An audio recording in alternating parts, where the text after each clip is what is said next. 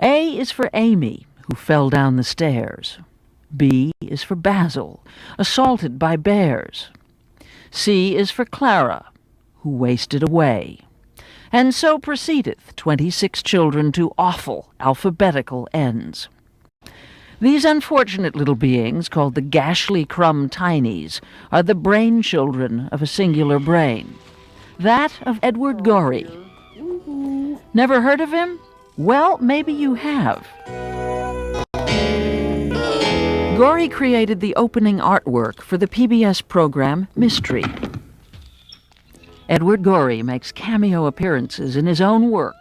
He is a man who went everywhere during his 30 years living in New York, wearing a floor-length raccoon coat and basketball sneakers.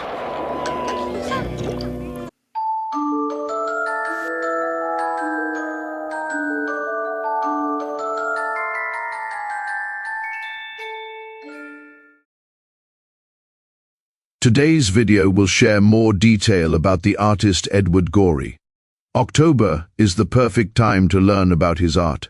His spidery pen and ink creations still ensnare our imaginations 25 years after his death. Edward Gorey's tentacles of influence squeeze through modern culture everywhere, from Tim Burton's Gothic delights to the dark, doomed children's stories of Lemony Snicket. Growing up, Edward was a child prodigy who started drawing pictures when he was a year and a half old, and he taught himself to read by age 3. He grew up in Chicago, Illinois. His childhood was chaotic, with his parents constantly moving, and his dad changing jobs a lot. Despite this, Edward skipped several grades and was an exceptional student. In high school, he was getting drawings published in Chicago newspapers. Also, with his high scores on college aptitude tests, he was offered scholarships to Harvard and Yale. It is easy to see the influence of Victorian culture on Gorey's art, but in reality, his tastes in literature and art were eclectic and far-reaching. He was, of course, inspired by British illustrators like Sir John Tenniel, but also by German Expressionism, surrealist artists like Max Ernst, Japanese woodcut artists like Katsushika Hokusai, and cartoonists like James Thurber in America. After college, he got a job with a book publisher. He is estimated to have completed the illustrations of over 500 books for different authors in his lifetime. He also wrote and illustrated over 100 of his own books, like The Doubtful Guest and The Glorious Nosebleed. As Edward Gorey spent his workdays hunched over a desk, drawing and writing, scribbling and sketching, he equally threw himself into his nights, going out to the ballet or theater. Edward was a devoted fan of the New York City Ballet, and he rarely missed a performance. These outings were where he was most frequently seen in his full-length fur coats with tennis shoes and thick golden rings on his fingers.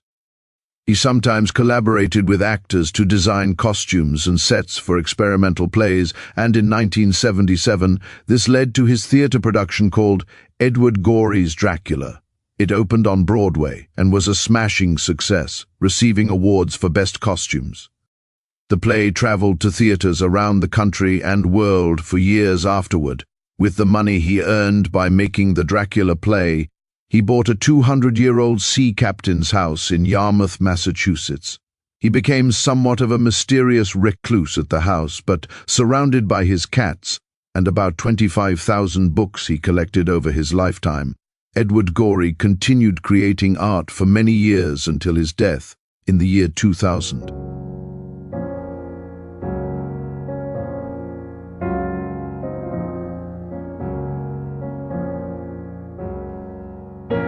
After Edward died, his house became the Edward Gorey Museum. The museum regularly displays the art and artifacts of Gorey's life.